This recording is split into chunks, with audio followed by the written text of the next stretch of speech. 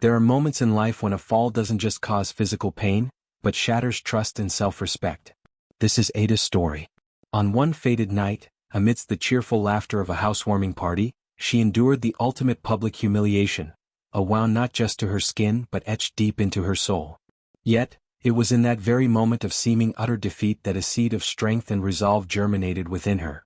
This isn't a tale of weakness or lament. Instead, it's a gripping journey of how a woman from the ashes of betrayal rose stronger than ever. She chose neither violence nor public outcry. Ada instead wove a plan of quiet, intricate, and above all, perfectly legal revenge, a symphony of restoration and justice that will leave you breathless. Join us and witness how Ada transformed pain into a weapon, redefining what it means to take it all back. The air, once filled with the convivial hum of their housewarming, thickened with an unseen tension. Guests, champagne flutes still in hand, froze as Victor, Ada's husband, performed an act of chilling public cruelty. He didn't just stumble, he deliberately kicked her, sending her sprawling across the polished floor. His grin, a grotesque parody of victory, was etched into Ada's memory as he sneered, "She talks too much. Now you all see what I deal with every day." The scattered laughter that followed was a symphony of humiliation, each note a fresh wound. Lying there, bruised not just physically but spiritually, Ada felt an undeniable shift. The man she had loved, the partner with whom she'd built an empire, had vanished, replaced by a monstrous stranger. In that searing moment of ultimate betrayal, a different kind of strength, cold and resolute, began to solidify within her. There would be no frantic tears, no desperate pleas. Instead, a silent, unshakable vow was made. She would dismantle him, piece by agonizing piece, legally, thoroughly, and with an elegant, almost invisible precision. This wasn't just about revenge. It was about the profound, unyielding reclamation of a life he thought he owned. The game had just begun and Victor, utterly oblivious, had already lost the first, most crucial move. To understand the depth of Victor's betrayal, one must glimpse into the genesis of their relationship. Ada met him amidst the quiet stacks of a used bookstore, a charming, articulate man with nothing but ambition and a broken laptop. She, on the cusp of her own entrepreneurial journey managing her aunt's food delivery startup, saw potential, a flicker of shared drive. What she failed to perceive, cloaked beneath his persuasive words and captivating gaze, was that she was not his equal, but his carefully chosen stepping stone.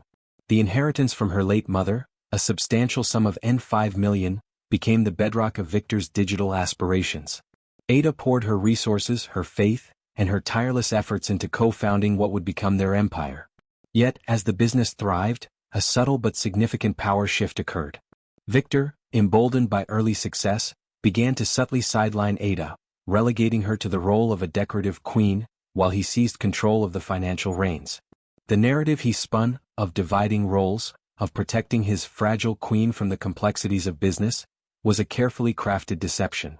Unbeknownst to him, the very foundations of his success were built upon Ada's capital and legal framework, a truth she would later weaponize with devastating effect. This subtle manipulation, the insidious erosion of her agency, laid the groundwork for the explosive confrontation to come, turning a seemingly romantic beginning into a breeding ground for resentment and the quiet plotting of retribution. The grand celebration for Victor's latest triumph, a partnership with a Nigerian tech giant, should have been a moment of shared joy. Instead, it became the crucible in which Ada's spirit was forged anew. She, the silent architect behind the scenes, was barely an afterthought on the guest list, learning of the lavish affair just 48 hours prior. Yet, she swallowed her resentment, meticulously preparing the house, donning her finest gown, and moving through the crowd with a tray of drinks, an invisible hostess in her own home. Then came the words, sharper than any blade. She overheard Victor, amidst laughter with his cronies, casually dismissing her. "She's from a different world, but she's learning her place." It was the final, crushing blow to any lingering hope, shattering the last vestiges of her peace. As she turned to retreat, her heel caught and she stumbled. In a horrifying tableau, Victor reached out not to help, but to shove her hard, laughing as she fell. The party resumed, the music swelled, but something profound had died within Ada. Retreating upstairs to the cold, tiled bathroom floor, she didn't just cry, she entered a transformative vigil. That night, sleep and food were irrelevant. Instead, a chilling clarity descended. She unearthed old files, business licenses, bank statements, the deed to their house, even his power of attorney. The revelation was stark, almost bringing a grim smile to her lips. The house, his business, his very car, all were legally intertwined with her name, funded by her inheritance, her trust. He had been walking around with borrowed power, completely unaware that Ada, the woman he just publicly humiliated, held the unseen plug to his entire existence. This wasn't merely a moment of despair, it was the precise instant a brilliant, devastating strategy began to crystallize, promising a downfall far more spectacular than his arrogant ascent. The morning after his egregious act, Victor, oblivious to the seismic shift in Ada, merely tossed his keys onto the table, demanding to know why she had embarrassed him. His arrogance was a brittle shell, about to crack under the weight of Ada's meticulously planned counterattack. "I embarrassed you?" she mused softly, a faint, dangerous smile playing on her lips. "Victor, you haven't seen anything yet." Her next words, delivered with a newfound gravitas, hung in the air. "No, I'm the owner." He scoffed, dismissing her as just the wife, but the subtle tremor of fear in his eyes did not escape her. The first domino fell with a quiet, devastating finality. Ada's call to the bank initiated a swift, surgical strike.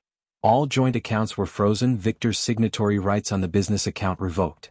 By noon, his card was declined at a gas station, a tiny tremor in his seemingly impenetrable world. By 2 p.m., electricity notices for unpaid bills he was meant to settle from the business account, landed like unwelcome omens. His frantic calls began at 5 p.m., but Ada remained a silent, unyielding force, ignoring every ring. Instead she called a locksmith. As night fell, Victor's meticulously crafted life began to unravel. The locks on their home were changed, the security code reset, the gate remotes reprogrammed. He returned at 11:42 p.m., tipsy and enraged, pounding on the gate of what he believed was his house. "Open up, dummy. I live here," he roared into the desolate night. But Ada, hidden behind the curtains, her lights off, simply smiled. In the darkness, something new, something profoundly powerful had taken root. That night, she didn't just lock a door, she decisively locked a chapter, igniting a war he never saw coming. The stage was set, and the first act of his downfall had played out with chilling, silent precision. Victor's arrogance, once his shield, now became his fatal flaw. The morning after his lockout, instead of contrition, he launched a frantic counteroffensive. He quickly spun up burner social media accounts, attempting to paint Ada as an unstable, fraudulent woman who had used Guju, witchcraft, to seize his company. His desperate online screams, "If anything happens to me, blame her," were meant to provoke fear, but only served to highlight his unraveling. Ada, however, possessed the ultimate counter: light and receipts. His public melodrama was merely background noise to her calculated moves. His next desperate act was to storm her office, a wild dog disheveled and red-eyed. But Ada was no longer the shrinking violet. With a calm command, 2 security guards swiftly dragged him out, her heels clicking sharply on the marble as she followed. "Victor Ayami," she stated, her voice ringing with authority before her entire staff, "you are now trespassing. Return and I will file a restraining order." The vulgar shouts he hurled back were met with her unwavering gaze. That evening, the final nails were hammered into his coffin. A restraining order was filed, and her lawyer, Amaka, confirmed the chilling possibility of legally erasing him entirely from the business. The satisfaction was palpable. The quiet, systematic dismantling continued. Ada, with surgical precision, also moved her half of their shared funds into a separate savings account, leaving his empty as a stark metaphor for his impending destitution. 2 nights later he returned, pounding on the door, screaming, but Ada, watching from inside, found serenity in his impotent rage. His desperate call to 911, claiming unlawful lockout, only cemented her position. When police arrived, Ada calmly presented the deed to the house in her name and revealed the bruises on her arm, transforming his accusation into a charge of assault. The officers, seeing the clear legal truth, dismissed his claims. And then, the moment that truly shifted the narrative. As Victor drove off, the new woman, the same one who had smirked at Ada during the barbecue, emerged from his car, a smug smile on her face. She thought she'd won. But Ada, watching from behind the curtain, knew the truth. This was never just about revenge. It was about dismantling his entire facade legally, financially, and publicly. The seeds of a far grander plan had just been sown. Just as Ada began to breathe, believing the storm had passed, a stranger approached her in the courthouse hallway. Tall, with dark lipstick and eyes that held a quiet, focused intensity, she introduced herself as Zuri. "You don't know me," she began, "but I'm one of the other women he lied to. And I think we need to talk." Ada's lawyer, Amaka, raised an eyebrow, but a nascent curiosity, sharp and compelling, stirred within Ada.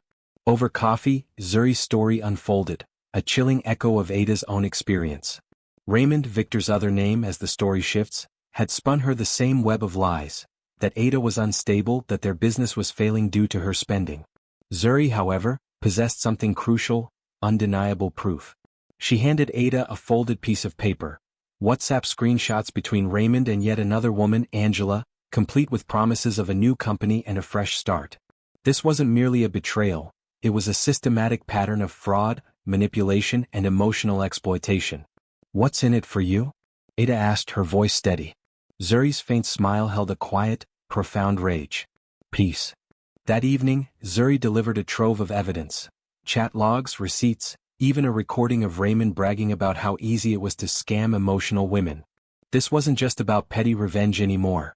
This was about exposing a predator. Amaka, Ada's lawyer, recognized the pattern, filing an emergency injunction to freeze any new businesses Raymond might attempt to open. The whispers about Raymond's downfall became public shouts. His gym buddies, the very men he'd shown off to, now whispered behind his back. Posts circulated, "Is this your king? She built the company and he still cheated. Karma wears heels this year." His desperate attempts to regain control with a self-pitying video were met with a torrent of comments exposing his cruelty. Before the final court ruling, Ada extended a hand to Angela, the current target of Raymond's deceit. In a busy restaurant, Angela, looking worn and tired, confessed Raymond had asked her for an investment just last week. Ada presented her with a copy of the title documents. "I own it. I built it." She gave Angela her lawyer's card, a lifeline. "Don't let him turn you into another Zuri or me." That night, sitting on her porch, the house quiet, Ada felt a profound healing peace. Then her phone vibrated, a message from a blocked number. "You think you've won, but you haven't seen the last of me." Ada smiled. He still didn't understand. This wasn't about winning. It was about taking back everything he thought she couldn't live without. And now he was the one standing outside the gates, watching it all slip away. The final act played out with a stark, almost poetic justice. Daniel, stripped of every illusion of power, hammered on the gate, a man unraveling before Ada's eyes. Drenched in sweat, disheveled, his once glistening gold chain now dull with desperation. He was a broken figure, finally comprehending his utter destitution. Ada, meanwhile, sat in the very bedroom he once tried to lock her out of, calmly sipping tea. She had replaced his keys with new, impregnable locks. His access codes were obsolete. She had even hired Amma, a new security man, tall, trained and loyal to her, not to the ghost of his former authority. Ada had met with her lawyer, Mr. Ada Tokenbo, a man whose quiet demeanor belied his strategic brilliance. He had laid out the legal roadmap to her freedom, confirming what Ada instinctively knew. "You own everything. The house is under your maiden name. The joint account can be frozen with a statement of financial abuse. His company account? It's technically yours." Ada had merely whispered, "I don't want revenge. I just want him to feel what I felt." But deep down she knew, a part of her craved his complete disintegration. Just days earlier, while Daniel was out boasting to his friends, Ada had hired movers. His tailored suits, once symbols of his inflated ego, were unceremoniously tossed into trash bags. By morning, the house was purged of his presence, leaving behind a scent of jasmine and the quiet hum of justice. Daniel wasn't just locked out of the house. He was systematically locked out of the life he had so arrogantly mocked her from. His desperate, blocked calls continued, culminating in a final, impotent threat. "You think you've won, but you haven't seen the last of me." Ada looked at the screen and a true, serene smile bloomed. He still didn't understand. This was never just about winning. It was about taking back every single thing he thought she couldn't live without. And now, the true victor stood within her reclaimed sanctuary, while he, the vanquished, raged impotently outside the gates, watching his entire world slip away into the silence of her ultimate triumph. And so, the curtains close on Ada's quiet war. What began with a brutal, public humiliation transformed into a masterclass of strategic reclamation. She didn't just survive, she thrived, meticulously dismantling the very foundations of the man who sought to diminish her. Victor, or Raymond or Daniel as he shed his masks of deceit, was left with nothing but the echoes of his own arrogance, a stark monument to his hubris.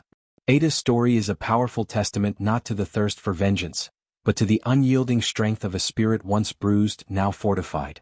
It reminds us that true power isn't found in dominance or control over others, but in the unwavering ownership of one's self, one's truth, and one's destiny.